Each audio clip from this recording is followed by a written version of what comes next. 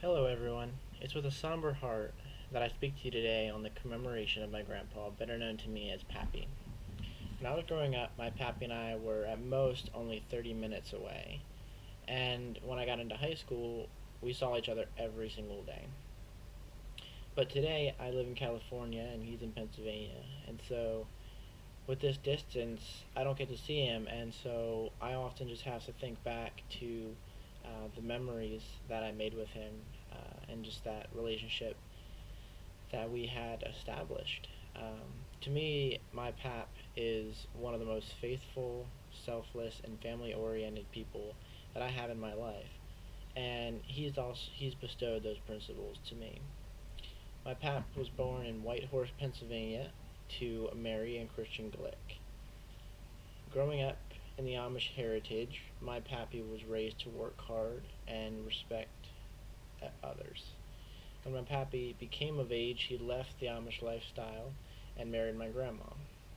And they recently celebrated their 50th wedding anniversary. A man of many hats, my pap seemed to be skilled in just about everything, and particularly so welding. For 40 years, he worked for Beck Industries, where he designed, built, and transported mobile home trailer frames.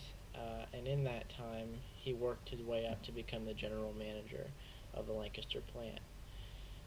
From my earliest remembrances of my pap, he was always family oriented, and I have so many fond memories of little adventures that we would go on. Camping was a huge staple that always brought our family really close together as we sat around the fire and talked and laughed. Oftentimes, we would fish together until I ate all the bait or we got chased off by some crazy geese. I enjoyed visiting my pap at work and eating the pretzels out of the bin in his office. He always welcomed me with open arms and made sure that I was always occupied with something. And I can never forget our trips to the cabin, which were always met with great anticipation, and it just provided another place for um, him and I to connect, and I just love that so much. When I was 4 years old, I was diagnosed with leukemia, and I know everyone in my family was praying for me, including my pappy.